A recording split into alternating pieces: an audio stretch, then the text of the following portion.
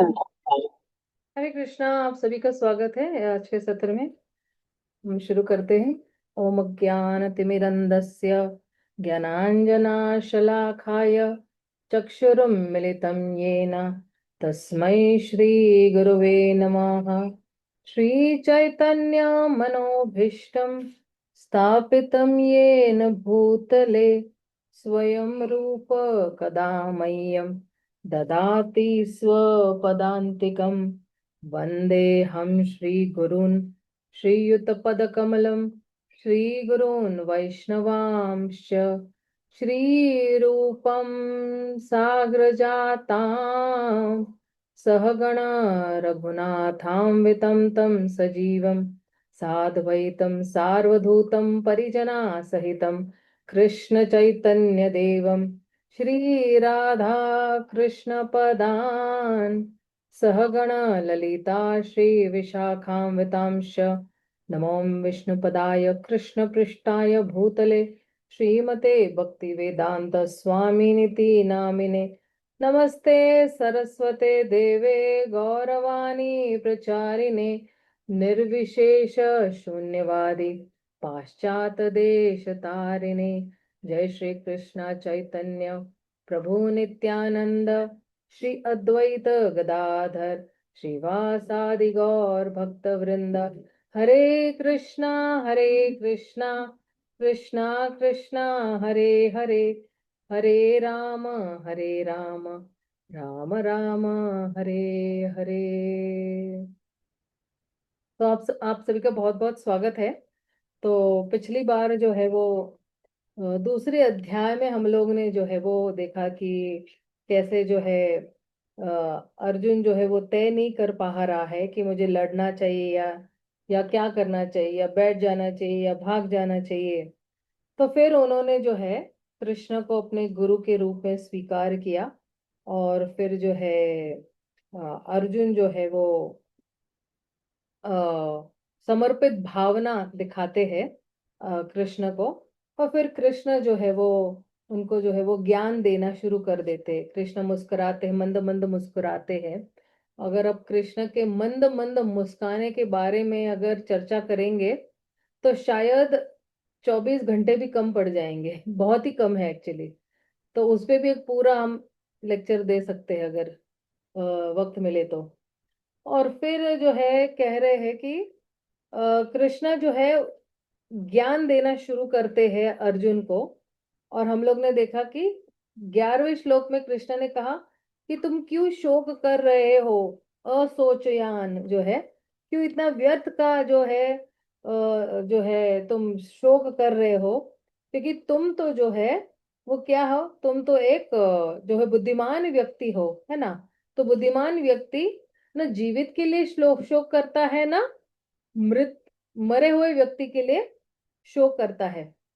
लेकिन क्यों ऐसे कृष्ण कह रहे कि अर्जुना जो है वो बुद्धिमान नहीं है? क्योंकि अर्जुन जो है वो धर्मशास्त्र के जो है आधार पर जो है, या अर्थशास्त्र के आधार पर जो है वो जो है अपने तर्क रख रहा था। बट उसे ज्ञान शास्त्र नहीं पता था। ज्ञान शास्त्र मतलब क्या, कि जो है जड़ वस्तु का ज्ञान, आत्मा का ज्ञान, परमात्मा का ज्ञान, जो सबसे अधिक ऊंचा है, वो ज्ञान जो है वो उसको नहीं पता था। तो कहते हैं कि व्यक्ति को जो है वो जो है किन चीजों के लिए शोक नहीं करना चाहिए। तो 3 चीजों के लिए जो है वो शोक नहीं करना चाहिए, है ना। तो शोक जो है, शोक या लैमेंटेशन, है ना। तो एक तो जो है शरीर के लिए, है ना, क्योंकि ये जड़ शरीर है।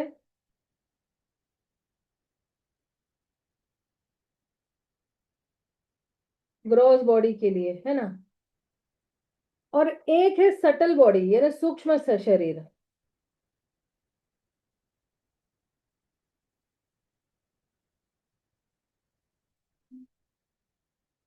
Subtle body.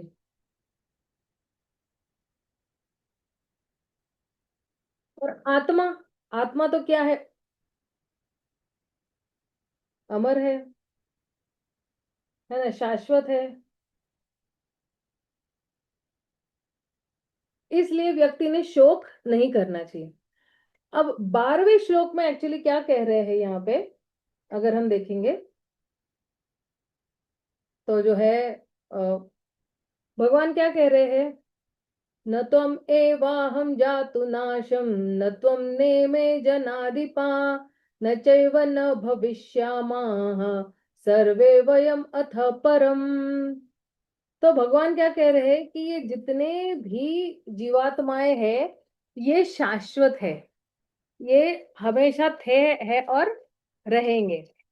और इन जीवात्माओं भी, कृष्ण कौन है, कृष्ण जो है वो परम है। अगर आप देखोगे कि इंग्लिश उसका ट्रांसलेशन क्या है, कि मैं था और आप भी थे, और भविष्य में हम दोनों भी रहने वाले। ऐसा नहीं है कि आप खत्म हो जाओगे और मैं रहने वाला हूं, नहीं, भगवान ऐसा नहीं कह रहे। बोले कि आप भी रहोगे और मैं भी रहने वाला। तो मैंने लास्ट टाइम यही कहा था कि हमारे लिए एक्चुअली गुड न्यूज है। गुड न्यूज क्या है, कि हम जो है वो शाश्वत आत्मा है, राइट। और जो है कृष्ण जो है, जब हम बद्ध अवस्था में हो या मुक्त अवस्था में हो, दोनों अवस्था में जो है वो भगवान जो है वो जो है मुक्त है। और भगवान जो है वो हमारे पालन करता है, भगवान हमें मेंटेन करते करते हैं। और जो है सारी जीवात्माओं के मेंटेनर है। चाहे हम बद अवस्था में हो तभी भगवान हमारा पालन करते हैं, चाहे हम मुक्त अवस्था में हो तो भी भगवान हमारा पालन कर रहे हैं। तो ये जो है ये 12वां श्लोक है। अब 13वें श्लोक में क्या कहते हैं, ये वाला भी श्लोक बहुत बढ़िया है। देहिनोऽस्मिन् यथा देहे कौमारं यौवनं जरा, तथा देहांतर प्राप्तिर्धीरस्तत्र न मुह्यति। अब देखिए, कृष्णा जो है यहाँ पे ना फिलॉसफी बोल रहे हैं ना, दार्शनिक जो है वो तर्क दे रहे हैं। क्यों? क्योंकि वो अर्जुना की एक जो विशेष प्रॉब्लम है उसको जो है वो सुलझा रहे हैं। कृष्णा ये नहीं बोले कि कोई भी जो है जन्म लेगा तो वो जो वो है जो मरने वाला है, नहीं। ऐसा नहीं कह रहे हैं। कह रहे हैं कि एक धीर व्यक्ति जो है, जिसके पास पूरा ज्ञान है। किसका ज्ञान?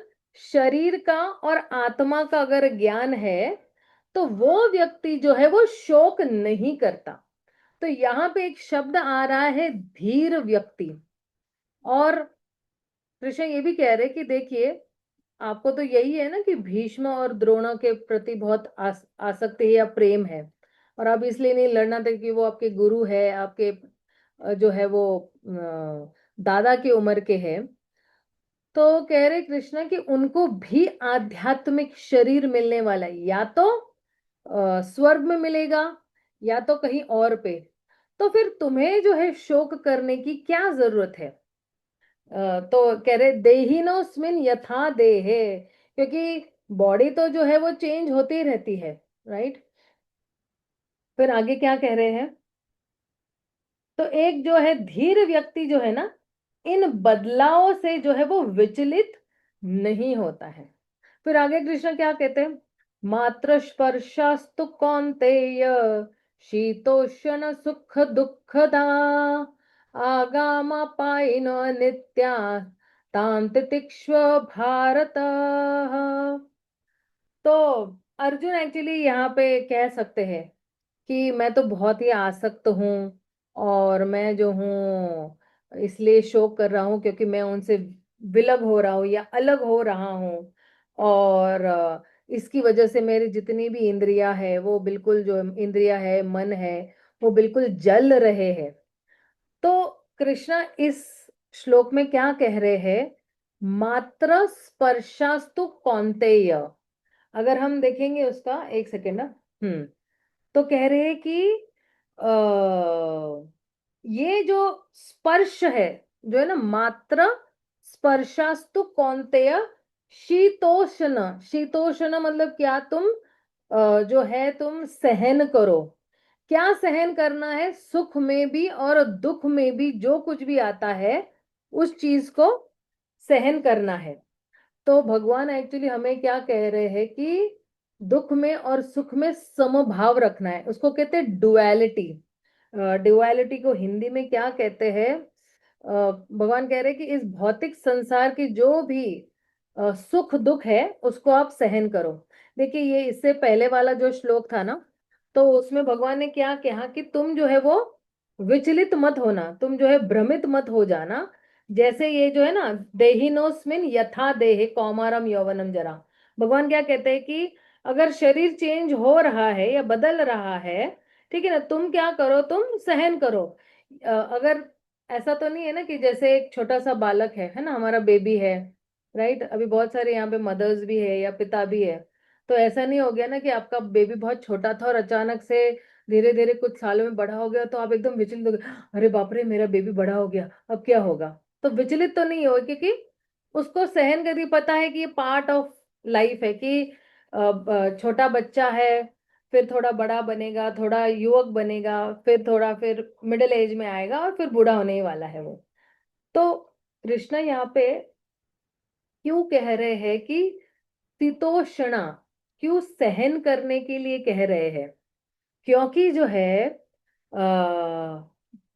क्योंकि ये जो सहनशीलता है या सहिष्णुता है, ये एक्चुअली एक बहुत ही जरूरी गुण है हमारा, है ना?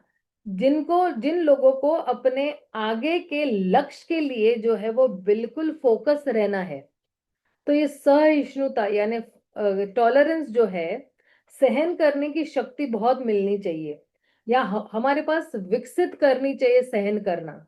कि जैसे मान लो अभी गर्मी आने वाली है तो हम सहन करेंगे ना, हम धूप को सहन करने वाले हैं। किचन में जो है प्रभुपाद जो है वो लिखते हैं अपने तात्पर्य में कि कोई एक स्त्री है, तो जून जुलाई के महीने में जो है वो ऐसा नहीं बोलते ना कि मैं अभी किचन में नहीं जाने वाली, बहुत गर्मी है, राइट? तो सहन करती है वो। या कोई पुरुष है, उसको कितना भी कष्ट हो रहा है कमाने के लिए, धूप में कमा रहा है, या कोई मजदूर है, वो अपनी रोजी रोटी मजदूरी करके कमा रहा है, तो वो सहन कर रहा है। लेकिन इन लोगों का सहन करना और भक्तों का सहन करने में थोड़ा फर्क है, राइट? तो लेकिन हमारा अगर कोई लक्ष्य है ना, तो उसके लिए हमें सहन करना है। जैसे मैं फॉर एग्जाम्पल बताती हूँ। जैसे अभी कोई छात्र है, स्टूडेंट है, और अभी उसका कल ही एग्जाम है और आज इंडिया पाकिस्तान का मैच है, तो वो क्या करेगा ना, वो अपने इंद्रियों को सब कुछ टॉलरेट करेगा, सहन कर लेगा। नहीं भाई, कल मेरी बोर्ड की एग्जाम है, कल मैं अगर आज मैं नहीं पढ़ूंगा तो कल पेपर में क्या लिखने वाला हूँ। तो वो सहन कर जाता है, उसकी जितनी भी इंद्रियां है उसको बिल्कुल कंट्रोल में रखता है कि नहीं नहीं नहीं, मुझे इंडिया पाकिस्तान का मैच बिल्कुल नहीं देखना है, कल मेरी बोर्ड की एग्जाम है। तो हम भक्त भी जो है, हम क्या करते हैं? हम भक्त बिल्कुल फोकस में रहते हैं, क्योंकि हमारा जो लंबे समय का जो उद्देश्य है वो क्या है? आध्यात्मिक लक्ष्य है हमारे पास। देखिए, टॉलरेंस मतलब क्या, या सेल्फ कंट्रोल मतलब क्या? कि हम छोटी छोटी चीजों को जो है वो नजरअंदाज करते या जाने देते हैं, ताकि हम जो है बड़ी चीजों पे वो फोकस कर सके और हमें जो हमारा निर्धारित जो परिणाम है वो हमें मिल सके। तो अगर आप देखोगे यहाँ पे, तो ये जो सहनशीलता है,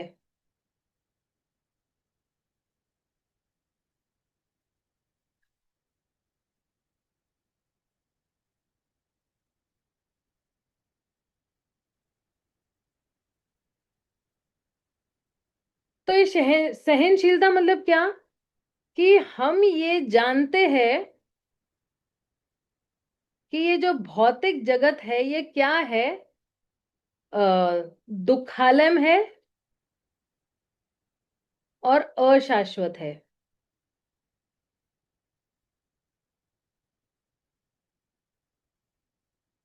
ठीक है ना? ओ आई एम सॉरी।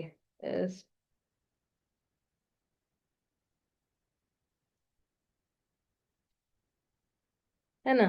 अशाश्वत यानी टेम्पररी। और दुख यानी क्या है? यू नो,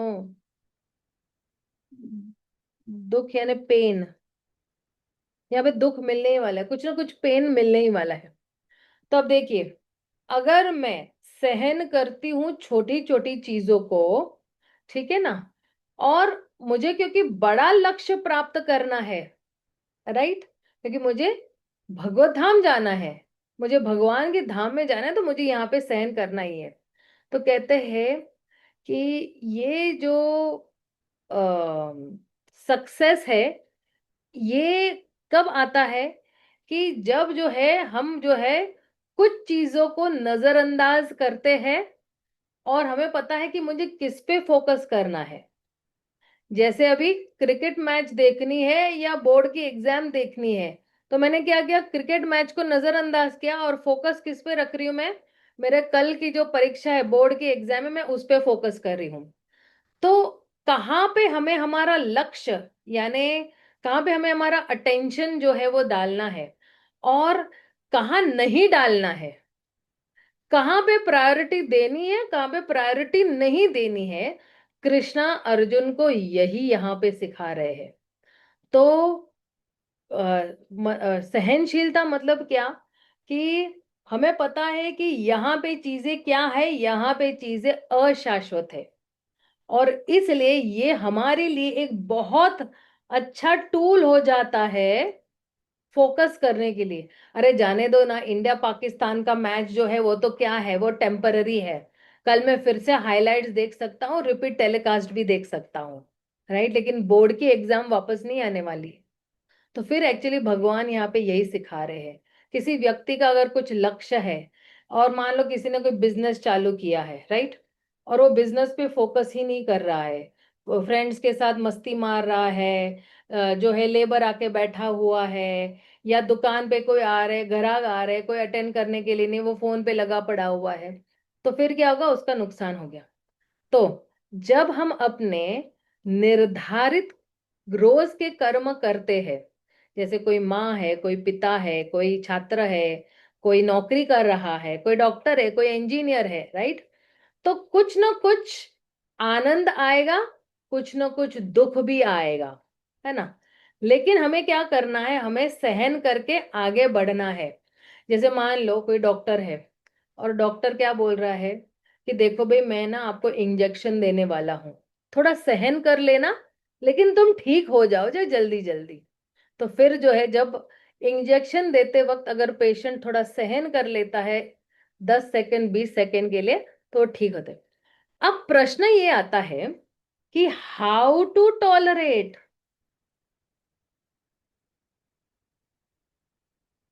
सहन कैसे करना है हमें, किस तरह से सहन करना है? तो एक तो चीज यही है कि हमें ये याद रखना है कि जितने भी जो है प्रॉब्लम्स आ रहे हैं, है ना, ये क्या है? टेम्पररी है या सेकेंडरी है?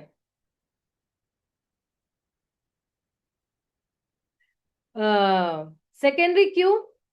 क्योंकि ये जो प्रॉब्लम्स है, ये मेरे शरीर से जो कनेक्टेड ही नहीं है, क्योंकि मैं तो आत्मा हूं। तो ये प्रॉब्लम जो है मेरी आत्मा के प्रॉब्लम्स नहीं, ये जो प्रॉब्लम्स है मेरे शरीर के प्रॉब्लम्स है। और शरीर भी क्या है? शरीर भी टेम्पररी है, अशाश्वत ही है। और जो है, क्योंकि ये जो प्रॉब्लम्स है, ये प्रॉब्लम्स जो है टेम्पररी है,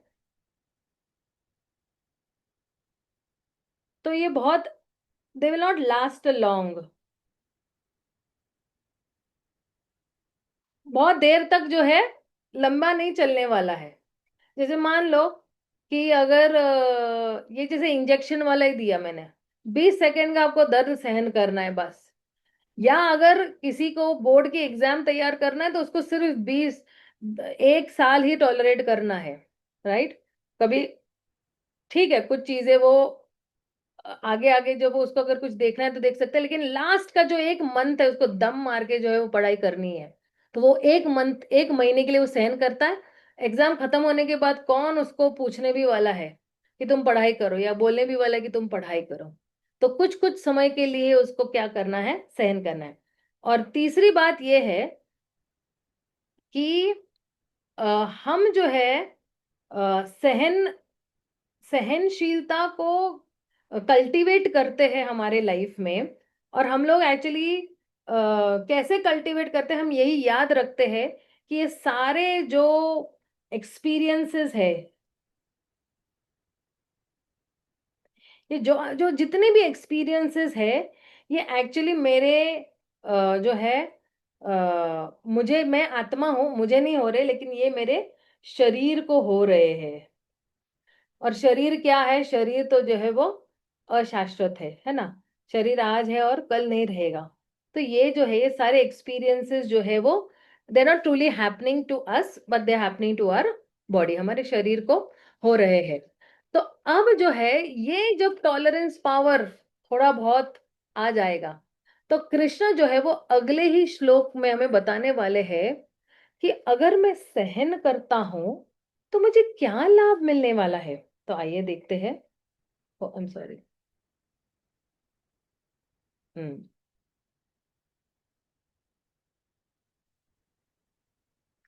तो जो है ये वाले 15वें वाले श्लोक में कह रहे, यम ही न व्यथि व्यथायन्ते पुरुषम पुरुषर्षभा, सम दुख सुखम धीरम, सो अमृतत्वयाय कल्पते।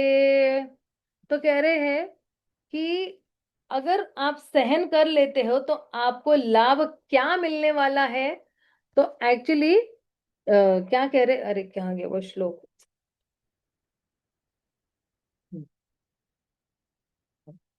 यम ही न व्यथयन्त्य, सॉरी, व्यथयन यन्त्येते, ठीक है। और फिर क्या कह रहे हैं, पुरुषम पुरुषर्षभः। तो देखिए, यम ही न व्यथयन्त्येते मतलब क्या, कि अगर कोई जो है, अगर if you see this first part, तो दिस इज विच श्लोक, 15 श्लोक है ना। तो क्या कह रहे हैं कि अगर जो है तुम क्या करते हो, तुम अगर विचलित नहीं होते हो, ठीक है ना। पुरुष क्या बोले, पुरुष पुरुषम पुरुषर्भ, है ना। तो अर्जुन क्या है, पुरुष है, राइट। और पुरुष शर्भ है। शर्भ मतलब क्या, कि वो जो है वो लीडर भी और वो राजा भी है। तो अगर कोई पुरुष जो है वो जो है सहन करता है, जीवन के जितने भी चढ़ाव और उतार जो है, बिना विचलित हुए या बिना व्याकुल हुए अगर कोई सहन कर लेता है, या कोई कहता है कि सम दुख सुख धीरम, अगर जो है वो सुख में भी और दुख में भी सम भाव रखता है ना।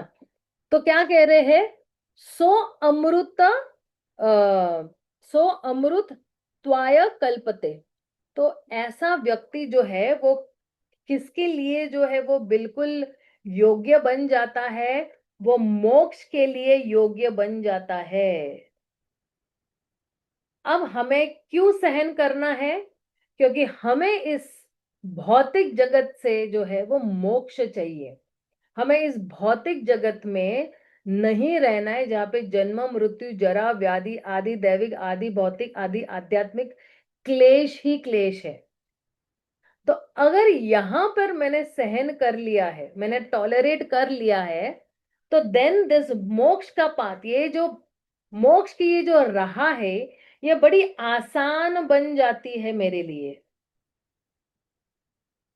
इसलिए श्री चैतन्य महाप्रभु किया गए थे, तृणादपि सुनीचेन तरोरिपि सहिष्णु नाम, अमानिन मान देन कीर्तनीय सदा हरि।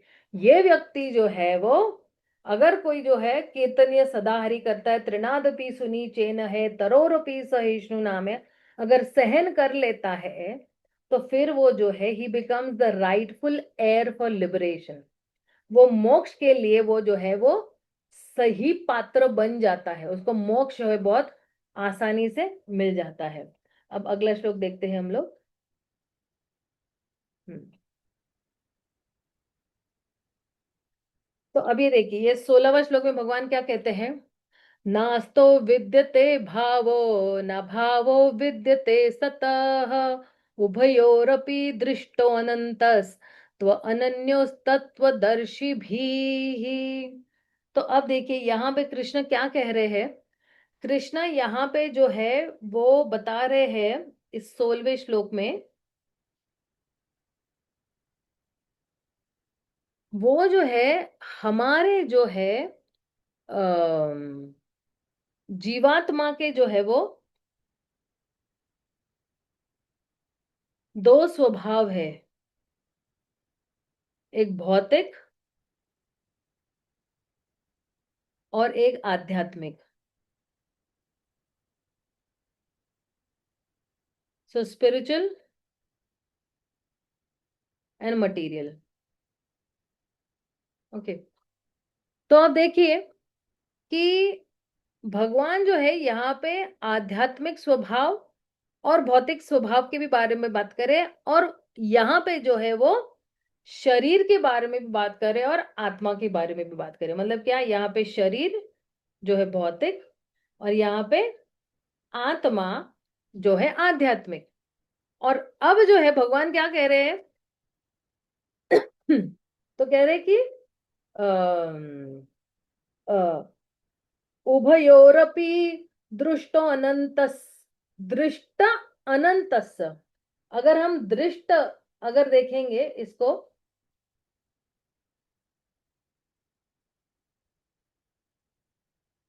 ये वाला शब्द है, थोड़ा इस पे जरा चर्चा कर लेते हैं। क्योंकि अगर कोई कोई बोलता है दृष्टा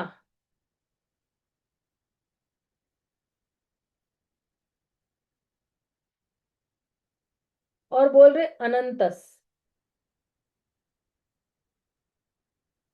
ठीक है। तो दृष्टा मतलब क्या, दृष्टा मतलब दृष्टि है ना, उसकी जो या तो अंदर की दृष्टि या तो बाहर की दृष्टि। तो क्या होगा कि पहले जो है हमें क्या मिलेगी, दृष्टि मिलेगी। और फिर जो है जब वो दृष्टि, इसलिए तो कहते हैं ना ओम अज्ञानतिमिरन्धस्य ज्ञानांजनशलाखाय चक्षुरुन्मीलितं येन। चक्षुर, वो चक्षु या जो दृष्टि मिलती है, तो वो दृष्टि से क्या होगा, हमारी जो दृष्टि है वो और गहरी जाएगी फिलॉसफी में, दार्शनिक तथ्यों के प्रति जो है वो और गहरी होती जाए।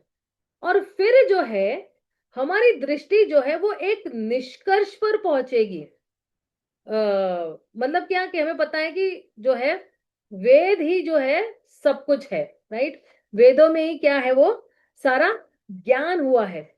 तो जब बोलते हैं दृष्ट अनंतस, मतलब क्या कि हमारी दृष्टि जो है एक निष्कर्ष पर पहुंच जाती है कि हमारे पास जो है दो प्रकार के क्या है स्वभाव, एक भौतिक स्वभाव है और एक आध्यात्मिक स्वभाव है, राइट। और ये जो आध्यात्मिक स्वभाव है ये क्या है, ये परमानेंट है। और ये भौतिक स्वभाव ये क्या है, टेम्पररी है।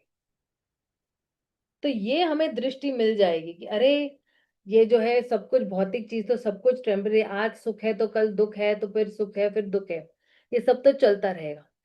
तो लेकिन कृष्ण क्या कह रहे हैं कि ये जो आत्मा है ये क्या है, ये परमानेंट है।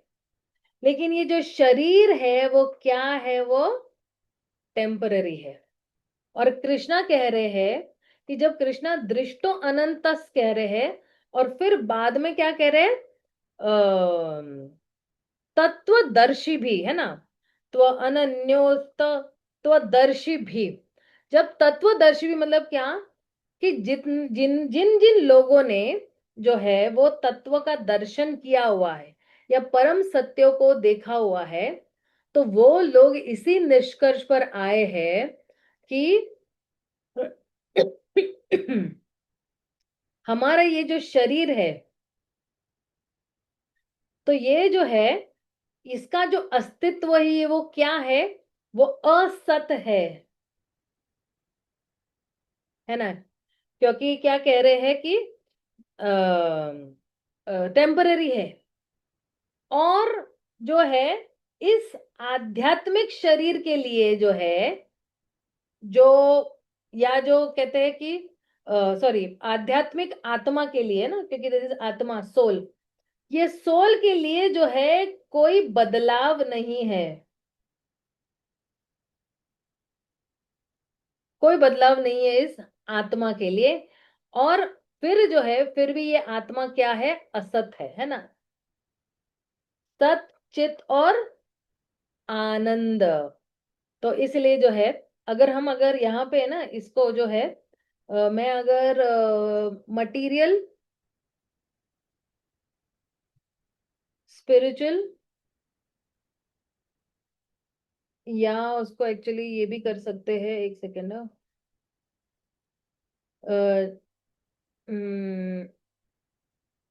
इसको जड़ या मैटर कर सकते हैं,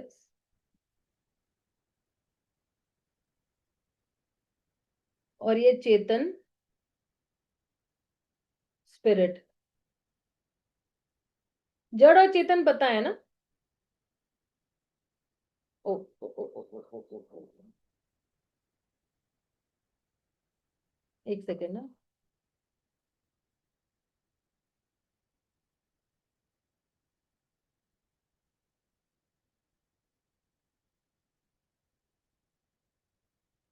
एक सेकेंड ना, जरा स्क्रीन शेयरिंग।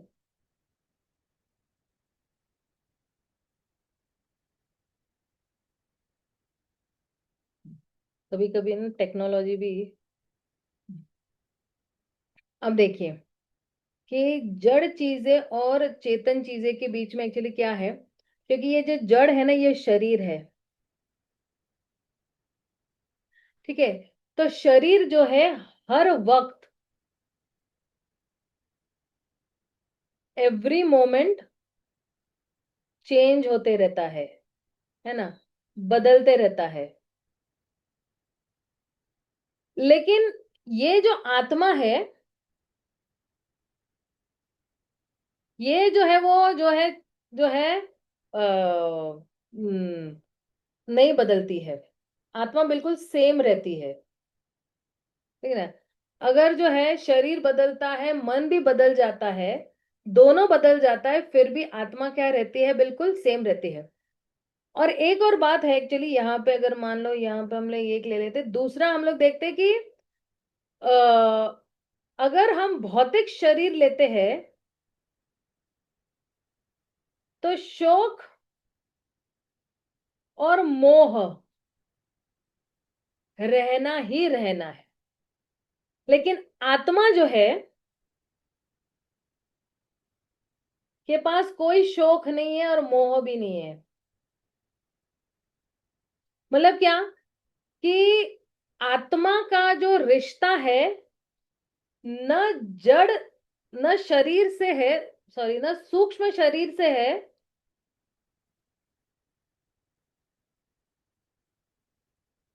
सूक्ष्म शरीर से है, ना ही जड़ शरीर से है, राइट। और अगर आत्मा का अगर कनेक्शन सूक्ष्म शरीर से या जड़ शरीर से नहीं है, तो फिर जो है क्या कहते हैं,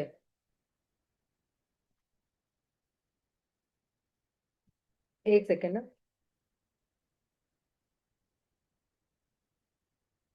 अगर आत्मा का जो है वो जड़ शरीर से या सूक्ष्म शरीर से नहीं है, राइट, तो फिर आत्मा के पास शोक और मोह भी नहीं है, राइट। तो ये तो जो रिश्ता है वो केवल किसकी वजह से है, ये अज्ञानता की वजह से है। और जहां पे हम मिस आइडेंटिफाई करते हैं हमारे शरीर को आत्मा के साथ, तो जब हम इस भौतिक जगत में जब देखते हैं, राइट, कि यहाँ पे जो है वो सत्यता जो है वो इस भौतिक जगत से भी ऊपर है या परे है, तो फिर वहां पे एक आध्यात्मिक सत्यता है। और फिर जो है हम लोग जो है वो समझ जाएंगे कि हमें सहन करना है। जब हम शरीर और आत्मा के बीच का जो फर्क है वो समझ लेते हैं, तो फिर जो है हम जो है ज्यादा करके हम शोक नहीं मनाएंगे, या तो मोह में भी नहीं रहेंगे। जैसे एक्चुअली यहाँ पे मैं बताना चाहती हूँ, एक जो है श्लोक, बहुत अच्छा श्लोक आता है।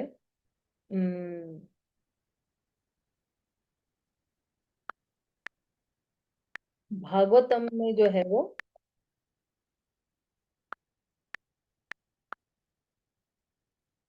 हम्म,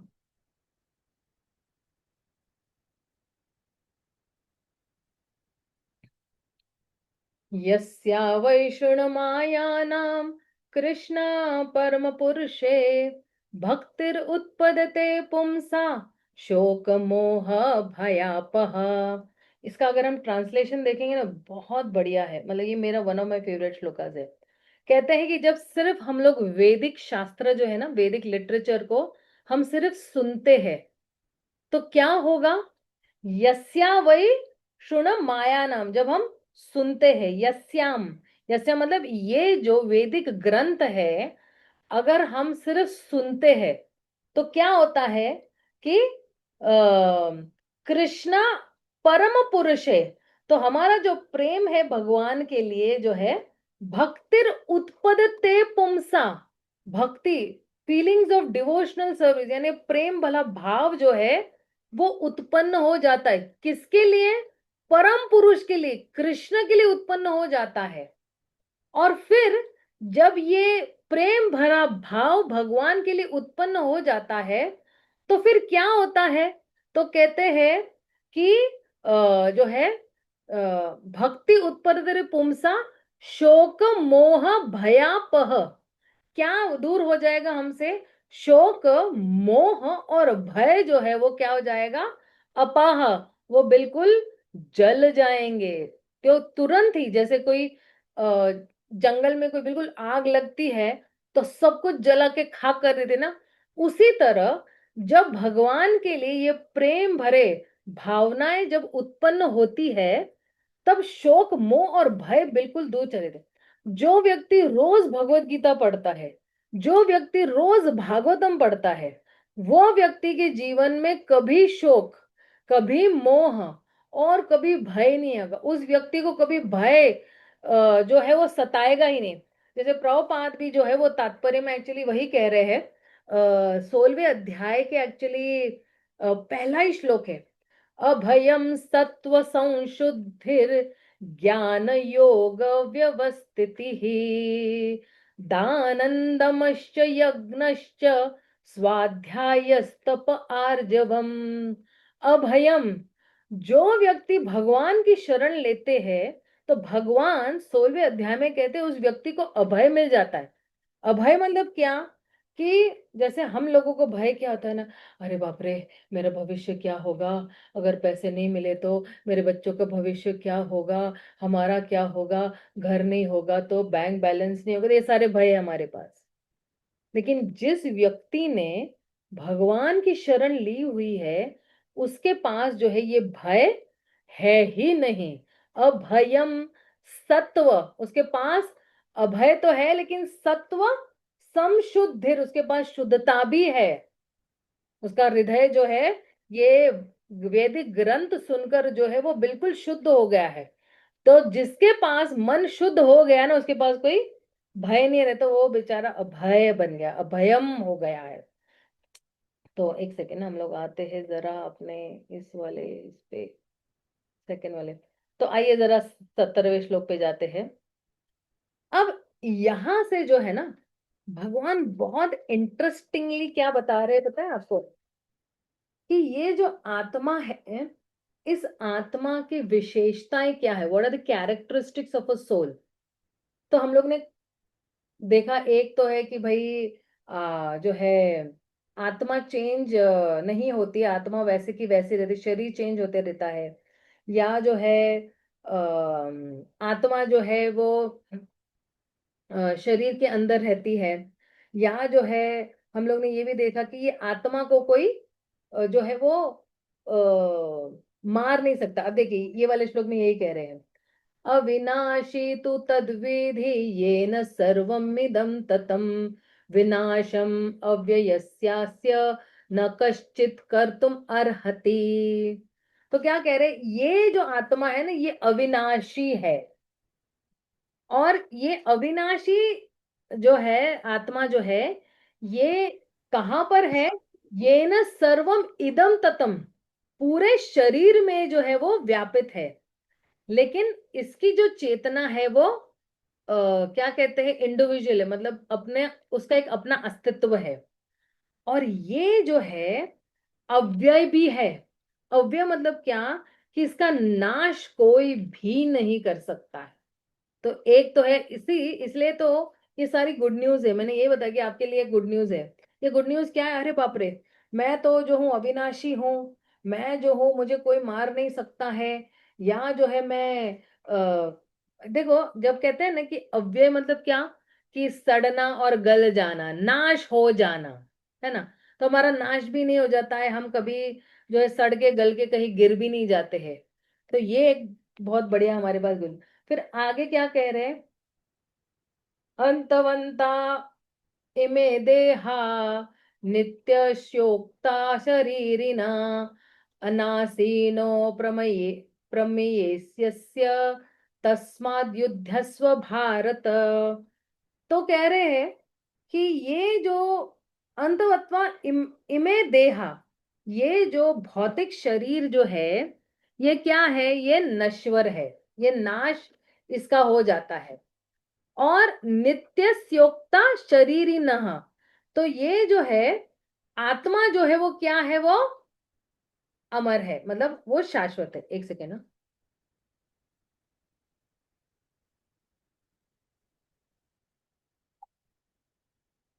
और फिर जो है अनासीनो अप्रमेयस्य, मतलब क्या, कि आत्मा जो है वो अनासीनो है, मतलब उसको कोई जो है उसका विनाश नहीं कर सकता है। और अप्रमेयस्य मतलब वो जो है उसको कोई नाप नहीं सकता है। और फिर कहते हैं तस्माद युद्ध से भारत, बोले कि अरे तुम इसलिए तो युद्ध करो, क्योंकि ये सब जो है इनका, अगर ये मारे भी जाते हैं ना इस युद्ध युद्ध मैदान पर, तो इनका एक्चुअली नाश नहीं होना है। सबसे बेस्ट बात यही है। और फिर आगे क्या कह रहे हैं 19वें श्लोक में देखते हैं, ये नाम वेत्ति हंतरम यश्चैनम मन्यते हतम उभौ तौ न विज्ञानितो नायम हंति न हन्यते। तो कहते हैं कि ये जो आत्मा है ये इसको कोई मार नहीं सकता है। या मतलब आत्मा को कोई बाहर से नहीं मार सकता है, अंदर से। नायम हंति न हन्यते, कि अगर मान लो कि किसी को लगता है कि अरे इस आदमी ने, इसका मतलब ये नहीं कि हम जाके मारते फिरे लोगों को, कि भाई इसने जो है वो मारा है ना। लेकिन उसने नहीं मारा है, उसके आत्मा ने। या जो है कि उसको लगता है कि अगर मैं अगर भीष्म और द्रोण को मार दूंगा तो उनकी आत्माएं भी खत्म हो जाएगी, ऐसा नहीं है। और फिर जो है प्रभुपाद जो है वो तात्पर्य में जो है श्वेता उपनिषद में से आत्मा की साइज के बारे में बताया है कि जो है बाल के नोक के अग्र भाग जो है उसके 10,000वें हिस्से करो। तो फिर जो है क्या मारा जाता है एक्चुअली युद्ध मैदान पे, सिर्फ शरीर मारा जाता है। फिर आगे देखते हैं, ये बहुत ही एक अच्छा श्लोक है, न जायते म्रियते व कदाचिन्नायं भूत्वा भवितवा न भूय अजो नित्य शाश्वतयं पुराणो न हन्यते हन्यमाने शरीरे। तो कहते हैं न जायते म्रियते व कदाचिन, ये आत्मा जो है इसका जन्म भी नहीं है और उसकी मृत्यु भी नहीं है। जायते मतलब जन्म और म्रियते मतलब क्या है उसका मरण भी नहीं है। नायम भूतवा भवितवान न भूयः, मतलब वो आया नहीं है, या जो है वो जन्मा भी नहीं है, और कभी आएगा भी नहीं। मतलब ये क्या है, ये हम ये नहीं बोल सकते कि आत्मा का जन्म ये तारीख को हुआ था या करोड़ों वर्ष पहले होता है, ऐसा नहीं है। आत्मा थी, है और रहेगी, वो शाश्वत थी। इससे जैसे भगवान शाश्वत है, वैसे आत्मा भी शाश्वत। अजो नित्य शाश्वतो यम पुराणो। अजो मतलब क्या, कि उसका जन्म नहीं हुआ है। शाश्वत मतलब क्या, कि वो शाश्वत है यानी परमानेंट भी है, और फिर जो है वो हमेशा के लिए रहती भी है, और वो जो है वो पुराणो है, सबसे पुरानी है आत्मा। और न हन्यते हन्य माने शरीरे, आत्मा को कोई मार नहीं सकता है, जब शरीर मारा जाता है तब। तो अब देखिए, आत्मा जो है वो 6 प्रकार के जो है वो परिवर्तन से जाता है ना, कि जैसे उसका जन्म होता है, फिर कुछ देर तक जो है वो आत्मा जो है वो शरीर में रहती है, कुछ कार्य करती है, बढ़ती है, फिर उसके बच्चे कच्चे होते हैं, फिर धीरे धीरे जो है वो बूढ़े होते जाते हैं, और फिर मृत्यु होती है। लेकिन जो आत्मा है ना, ये आत्मा, ये 6 प्रकार के जो परिवर्तन है ना, ये इस दौर से नहीं जाता है। और इसे इसलिए कहते हैं कि न हन्यते हन्य माने शरीर, इसको कोई मारा नहीं जा सकता है, काटा नहीं जा सकता है, कुछ नहीं किया जा सकता है। इसलिए कृष्ण अर्जुन को यही समझा रहे हैं कि ये द्रोण और भीष्म जो है, ये आत्माएं हैं, और तुम्हें क्या करना है, थोड़ी देर के लिए क्या करना है, तुम्हें जो है वो सहन करना है। और सहन करके क्या करना है, तुम्हें धर्म के लिए जो है सहन करके जो है वो युद्ध करना है। फिर आगे क्या कह रहे 21वें श्लोक में।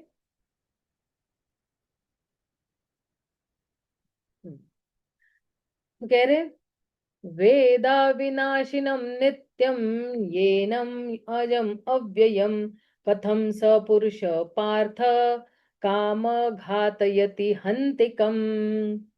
तो कह रहे कि जो है आत्मा को कोई मार नहीं सकता है। जो आत्मा को जानता है, तो वो जो है उसको पता है कि आत्मा क्या है। आत्मा जो है उसको, उसका नष्ट नहीं कर सकता, आत्मा शाश्वत है, आत्मा अजय भी है, और जो है कोई उस आत्मा को मार नहीं सकते। ये सारी आत्मा की विशेषताएं हैं। फिर आगे क्या कह रहे हैं। जैसे आगे कह रहे वासांसि जीर्णानि यथा विहाय नवानि गृणाति नरोपराणि तथा शरीराणि विधाय जीर्णानि अन्यानि संयाति नवानि देहि। तो कह रहे हैं कि वासांसि जीर्णानि यथा विहाय, जैसे हमारे घर में अगर कुछ पुराने कपड़े हो जाते हैं तो हम उसको रखते नहीं ना, हम उसको फेंक देते हैं ना। या तो कपड़े वाली को दे देते, या उसको पोछा पोछा कर देते, कुछ भी उसको फेंक देते हैं ना, त्याग देते हैं, मन से त्याग देते हैं। राइट। और फिर कह रहे नवानी घृणाति नरोपराणी। तो अगर पुराना कपड़ा फेंक दिया है तो नवानी यानी नया कपड़ा क्या करते, ग्रहण करते हैं ना, हम लोग लाते हैं या खरीदते लाते हैं। राइट। तथा शरानी विहाय जीर्णानी। तो उसी तरह जो है, अगर आत्मा जो है जब पुराना शरीर त्यागता है ना, क्योंकि वो शरीर जो है वो भी कोई काम का नहीं। जैसे मान लो कोई वृद्ध व्यक्ति है, ठीक है ना, और बहुत उसको उस शरीर में बहुत वेदना है और कष्ट हो रही है, कि वो बेड रेस्ट पे है, या फिर कोमा में चला गया है, या उनको कैंसर है, या कुछ बीमारी है, बार बार जो है उस व्यक्ति को बहुत कष्ट भोगना पड़ रहा है। तो फिर वो जो व्यक्ति, जो 80-90 साल का व्यक्ति क्या बोलेगा, अब भगवान उठा लो मुझे, अभी अभी शरीर की जरूरत नहीं है मुझे, एक नया शरीर दो। क्योंकि उसको भी पता है कि ये शरीर में से निकलने के बाद मुझे एक नया शरीर मिलने वाला है, तो उसको वो शरीर से बहुत इतना आसक्ति भी नहीं रहता है। और अन्यानी संयाति नवानी देही। तो उसको नवानी यानी उसको नया देह मिलने वाला है, देही मतलब एक नया शरीर मिलने वाला है, इसलिए जो है वो शोक नहीं करता है। फिर आगे क्या कह रहे हैं, नैनम छिन्नन्ति शस्त्राणि नैनम दहति पावक न चैनम क्लेदयन्त्योपि न शोष्यति मारुतः। तो अब ये जो है कुछ श्लोक जो है इसमें जो है आत्मा के कुछ और विशेषताएं बता रहे हैं कि नैनम छिन्दन्ति शस्त्राणि, आत्मा को जो है वो किसी शस्त्र से काटा नहीं जा सकता है। नैनम दहति पावक, आत्मा को कोई जला नहीं सकता है किसी शस्त्र से। नैनम चय सॉरी न चैनम क्लेदयन्ति अपो, मतलब क्या कि उसको जो है वो भिगोया भी नहीं जा सकता है या डुबोया भी नहीं जा सकता है।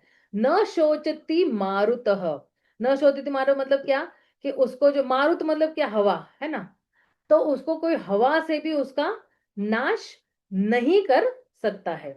और आगे क्या कह रहे हैं, आच्छेद्यो अयम आधयो यम अक्लेद्यो शोषय एव च नित्य सर्वगति शांतुर अचलो अयम सनातनः।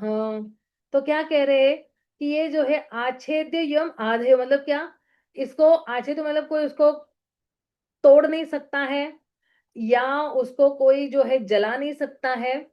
अक्लेदयो शोषे एवच, अक्लेदयो मतलब क्या कि इसको कोई जो है वो घोल भी नहीं सकता है कहीं पे भी, पानी में या कुछ ऐसे इस तरह से, है ना। और जो है असोष्य एवच, इसको कोई सुखा भी नहीं सकता है। मतलब अगर कोई सोचेगा कि मैं जो है बड़ा ब्लो ड्रायर लेके उसको सुखा दूंगा, तो ये भी नहीं सकता। नित्य सर्वगत शांतुर, मतलब क्या कि ये नित्य है आत्मा, और सर्वगत मतलब हर जगह जो है ये व्यापित है आत्मा, और शांतुर है। शांतुर मतलब क्या कि ये बदलता नहीं, जैसे शरीर बदलते हैं तो ये जो है आत्मा ये बदलती नहीं है। और ये क्या है, अचलो अयम सनातन है। अचलो मतलब कि इसको कोई हिला नहीं सकता है। और जो है ये जो है ये सनातन है। सनातन मतलब क्या कि बिल्कुल शाश्वत है, हर समय जो है उसका स्वभाव जो है एक सा है, इसका स्वभाव जो है वो चेंज नहीं होता है। सी, अभी भी जो है हमारी जो आत्मा है, ये सब क्वालिटीज हमारी आत्मा में है। अभी भी हमें जो है कोई बदल नहीं सकता है, हम अभी भी सच्चित और आनंद है ही। लेकिन ये सच्चित और आनंद के ऊपर जो है अज्ञानता का आवरण यानी कवर आया हुआ है, इसलिए हम भूल गए हैं कि हम सच्चित आनंद है, हम शाश्वत है, हमारे पास पूर्ण ज्ञान है और हमारा हम पूर्ण आनंद में है। आनंद की अनुभूति करना मेरा जन्म सिद्ध अधिकार है। ठीक है ना। और फिर जो है क्या कह रहे हैं आगे, अव्यक्तोऽयम् अचिन्त्योऽयम् अविकारोऽयम् उच्यते तस्माद् एमं विधि वैनम नानुशोचितुम अर्हसि। अब आप देखना जो है हर बार जो है एक शब्द आ रहा है यहाँ पे, है ना, अर्हसि। और फिर जो है ये सारे रेपिटेटिव वर्ड्स है, बार बार ये आ रहे हैं। तो भगवान क्या कह रहे हैं कि ये जो आत्मा है जो है इसको जो है हम अचिंत्य है, मतलब अचिंत्य मतलब क्या कि ये मेरी भौतिक इंद्रियों से मैं उसको समझ नहीं पाती हूं, मैं उसको कहते हैं अचिंत्य, इनकंसीविएबल, राइट। और जो है ये आत्मा क्या है, ये आत्मा अविकारो है। अविकार मतलब इसको कोई आकार नहीं दे सकता है, जो उसका शाश्वत रूप है वो वैसा का वैसा ही रहता है। और इसलिए जो है कृष्णा कह रहे हैं कि तब जब तुम ये सब चीजें आत्मा के बारे में जानते हो, तो फिर तुम्हें जो है इस शरीर के लिए शोक नहीं करना चाहिए। और अब जो है भगवान जो है आगे जो है कुछ और लोगों का भी मत रख रहे हैं।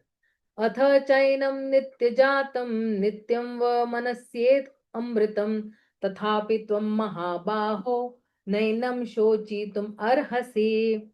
तो कहते हैं कि अगर तुम्हें से लगता भी है कि ये जो आत्मा है उसका जन्म हुआ था और फिर वो मर जाता है हमेशा के लिए, फिर भी तुम्हें शोक करने की कोई जरूरत ही नहीं है। अगर तुम्हें ऐसे लगता है कि आत्मा मर जाती है या ये, तो कोई नहीं, अच्छा है वो आत्मा मर जाती है तो उसको सारे दुखों से क्या है, शरीर से सारा छुटकारा मिल जाता है। अब जो है भगवान यहां पर से जो है वो क्या कहने वाले हैं कि जन्म और मृत्यु के चक्कर में कैसा ये व्यक्ति जो है गिर जाता है। जातस्य हि ध्रुवो मृत्युर्ध्रुवं जन्म मृतस्य च तस्मात् अपरिहार्ये अर्थे न तम सोचितुम अर्हसि। तो कह रहे जातस्य ही ध्रुवो मृत्युर, तो जिसका जिसका जन्म हुआ है तो उसका मृत्यु तो जरूर होना ही है, कर्मों की वजह से उसका मृत्यु तो होना ही हो है।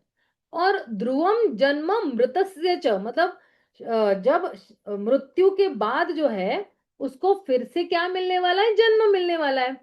और तस्माद अपरिहार्य अर्थ है, मतलब क्या कि दोनों जो है क्या कह रहे हैं, हम जो जन्म है और जो मृत्यु है इसको टाल नहीं सकते हैं।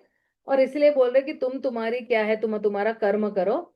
न तुम शोचे तुम अर्हसी, अर्हसी मतलब तुम क्यों शोक कर रहे हो, बार बार ये शोक शब्द आ रहा है, ठीक है ना। तो कह रहे हैं कि अगर अर्जुन जो है वो अपनी ड्यूटी नहीं कर रहा, मतलब अर्जुन जो है अपने जितने भी रिश्तेदार हैं उनकी मृत्यु को तो रोक नहीं सकता, लेकिन जो है उसको ऐसे लग रहा था कि वो जो है अपने स्तर से नीचे गिर जाएगा अगर उसने कुछ गलत कर्म किए थे, कर किए हैं तो। लेकिन जो है अगर आप सोचिए कि ये जो जन्म है ना, ये जन्म जो है ये कॉम्बिनेशन है कि एक आत्मा है और उसने जो पहले की जितने भी कर्म किए हैं अपनी इंद्रियों से या शरीर से, तो फिर जो है उसको अगला शरीर वैसा मिलता है। और मृत्यु जो है वो क्या है, जो है उस शरीर से जो है उसको जो है विलग होना है आत्मा को, और फिर अगले शरीर में प्रवेश करना है, राइट। उसके उसके पास उसके इंद्रियां भी रहती है। तो जन्म और मृत्यु ये दोनों जो है हमारे पाप और पुण्य से जो है वो उत्पन्न हो रहे हैं। लेकिन हमें न जन्म चाहिए न मृत्यु चाहिए, हमें तो क्या चाहिए, हमें शाश्वतता चाहिए। तो अब जो है आगे जो है भगवान क्या कह रहे हैं, कह रहे हैं अव्यक्तादीनि भूतानि अव्यक्त मध्यानि भारत अव्यक्तानि धन निधनानि एव तत्र एक परिदेवनाः। तो भगवान कह रहे हैं कि जो है ये जितने भी जीवात्माएं हैं, अव्यक्तादीनि भूतानि, ये क्या है, जो है अव्यक्त है, मतलब वो जो है वो दिखाई नहीं देते हैं, है ना, शुरुआत में मतलब उनके जन्म से पहले, राइट। और फिर कह रहे हैं व्यक्त मध्यानि भारत, मतलब कि जब बीच में जो है जब जब वो अपनी जिंदगी जी रहे हैं, ठीक है ना, तो तब वो दिखाई देते, व्यक्त मध्यादिनी, व्यक्त मतलब कि दिखाई देते हैं जब वो लोग अपनी जिंदगी जी रहे हैं, बीच का जो पीरियड है। और फिर जो है कह रहे अव्यक्त निधन निधन नानी एवच, मतलब क्या, जब मृत्यु हो जाती है तो फिर से वो जो है क्या हो जाते हैं, अव्यक्त हो जाते हैं, यानी गायब हो जाते हैं, राइट, मृत्यु के बाद। तो बोले अर्जुन तुम क्यों शोक कर रहे हो, किस लिए शोक कर रहे हो। तो आप देखना कि जो है भगवान यही कह रहे हैं कि तुम्हें शोक करने की जरूरत नहीं है। और अब अगला वाला श्लोक में भगवान क्या कह रहे हैं, कितने बजे, 9:30, अच्छा जरा एक दो श्लोक कंप्लीट कर देती हूँ। दो ही श्लोक है क्योंकि 31 से है ना एक बहुत बड़ा सेक्शन शुरू हो रहा है सकाम कर्मों के बारे में। और ये सकाम कर्म अगर हम समझ लेते हैं ना, सकाम कर्म और निष्काम कर्म, ये दोनों का बीच का भेद अगर हम करेंगे ना, हमारी लाइफ और बहुत आसान हो जाएगी। हम ये जो जितना है ना विलाप करते रहते हैं ना वो नहीं करेंगे। तो अब जो है आत्मा के बारे में एक और विशेष बात बता रहे हैं कि ये कितने आश्चर्यजनक है ये आत्मा। तो क्या कह रहे हैं, एक सेकेंड ना,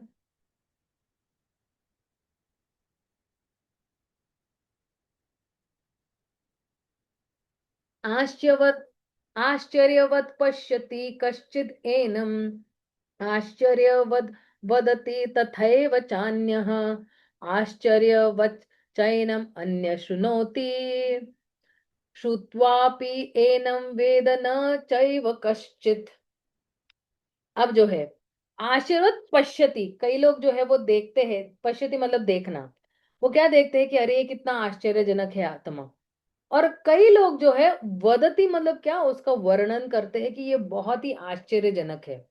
और फिर क्या कह रहे हैं कि श्रुणोति, कई लोग जो है वो सुनते हैं आत्मा के बारे में कि कितना आश्चर्यजनक है। और फिर कह रहे हैं कि बाकी सब जो है सुनने के बाद भी वो आत्मा को वेदन चैव कश्चित, मतलब वो जो है वो आत्मा को जान नहीं पाते। तो ये कितना आश्चर्य होता है कि आत्मा जो है वो, उसका जो साइज है बिल्कुल एटॉमिक साइज है, छोटा सा परमाणु की तरह है। और पूरे शरीर में जो है वो जो व्यापित है ना। चाहे वो चींटी हो, चाहे वो राक्षस हो, चाहे वो असुर हो, कोई भी हो, वो पूरी तरह से वो जो है। और फिर भी जो है आत्मा को कोई छू नहीं सकता। जब शरीर बदलता है तो आत्मा बदल नहीं सकती है। तो इसलिए जो है आत्मा क्या है, आश्चर्यजनक है। अब यहाँ पे जो है निष्कर्ष क्या बता रहे हैं। भगवान यहाँ पे इस आत्मा के बारे में जब इतना सब कुछ बता रहे हैं तो उसका कंक्लूजन बता रहे हैं, है ना। तो क्या कह रहे हैं, देहि नित्यम अवध्ययोयम देहे सर्वस्य भारत तस्मात् सर्वाणि भूतानि न तम शोचितुम अर्हसि। तो इसका निष्कर्ष क्या है कि ये जो आत्मा जो है वो शरीर के अंदर है, ये अवध्याय है, मतलब इसको कोई मार नहीं सकता है। और इसलिए तुम्हें क्या करना चाहिए, तुम्हें जो है वो शोक करने की जरूरत नहीं है। वाई लेमन शोची तुम अर्हसी, तुम क्यों शोक कर रहे हो। तो आप देखना, अब तक जो है भगवान ने जो है ये पूरा जो है ये आत्मा का ज्ञान दिया है, आत्मा के बारे में जो है। क्यों ये ज्ञान दिया, क्योंकि वो चाहते थे कि अर्जुन लड़े, है ना। और फिर जो है भगवान का ये भी एक उद्देश्य था कि उसको ज्ञान में जो है ना वो स्थिर करे। और जो है भगवान अब जो है पहले सबसे उच्च सिद्धांत बता रहे हैं, फिर थोड़ा जो है वो थोड़ा कम वाला सिद्धांत बता रहे हैं कि भाई जो है, और सकाम कर्म के बारे में बताने वाले हैं। तो 31 से लेके मेरे ख्याल से 36 37 तक जो है वो सकाम कर्म के बारे में भगवान बता रहे हैं। और फिर जो है भगवान बताएंगे कि किस तरह से जो है तुम अगर नहीं लड़ोगे तो, है ना। क्योंकि उस जो है अर्जुन कहता है कि नहीं नहीं, मैं अगर लड़ूंगा तो मेरे जो परिजन है वो सब मर जाएंगे, तो मुझे क्या आनंद मिलने वाला है, मैं कोई आनंद नहीं कर पाऊंगा। लेकिन भगवान अब बताने वाले हैं, अर्जुन तुम्हारे लिए क्या सही है, what is the right thing for you to do. तो भगवान जो है अब बताएंगे अगले वाले सेक्शन में। तो यहाँ पे हम विराम देते हैं। किसी को अगर कोई प्रश्न है या कुछ शंकाएं है तो आप पूछ सकते हो मुझे।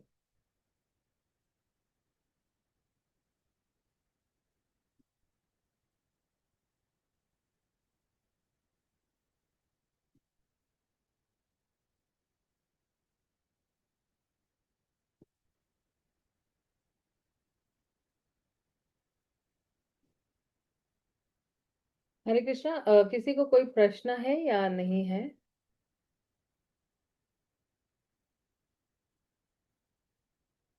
ओके, अगर हाँ, हरे कृष्ण माता जी। हाँ अरे आपने इतने अच्छे तरीके से समझा दिया है, इसीलिए कोई डाउट नहीं है। ठीक है प्रभु जी, थैंक यू सो मच। ये आपके शब्द जो है मेरे लिए और उत्साह देते हैं कि अगले समय में और अच्छी तैयारी करके आ सकती हो, और खुद भी अच्छी तरह से समझ सकती हो, और भक्तों को अच्छी तरह से समझा सकती हूँ। हरे कृष्णा, हरि बोल। हरे शिल प्रभुपाद की जय, और भक्त वृंद की जय। हरे कृष्णा, हरि बोल। हरे कृष्ण हरे माता जी। कृष्णा प्रभु जी। हरे कृष्णा माता जी, थैंक यू सो मच माता जी। हरे कृष्णा, हरे कृष्णा। हरे कृष्णा माता जी, thank you Hare so Krishna much. माता जी। हरे कृष्णा। कृपा। आप मुझे का प्रश्न है क्या? हाँ, एक प्रश्न पूछना था माता जी से। हाँ हाँ प्रभु जी, पूछिए पूछिए। ये सकाम कर्म का सिर्फ ये आया था थोड़ा सा। अभी तो कल बताने वाले क्या क्या है कि सकाम कर्म की क्या व्याख्या हो सकती है। काम कर्म है ना, ये हाँ, 31 श्लोक, 31 वाला ये जो श्लोक है ना, यहाँ अच्छा ये पूरा 37 या 36 या 37, आई थिंक 37 तक श्लोक है ये। पूरा अच्छा सकाम कर्म के बारे में बताऊंगी। सकाम कर्म मतलब क्या, कि आप अपना नियमित कर्म जब करते हो तो फिर वो नियमित कर्म आपको आनंद देता है। तो ये पूरा जो है स्वधर्म की पूरी व्याख्या बताने वाली हूँ। फिर पाप है, फिर स्वर्ग है, वो सारा पूरा व्याख्या उसकी देने वाली प्रभु जी ने। ठीक है। अच्छा अच्छा अच्छा। हरे कृष्णा। हरे कृष्णा माता जी, अच्छा बता दिया तुमने। थैंक यू माता जी। हरे कृष्णा हरे कृष्णा।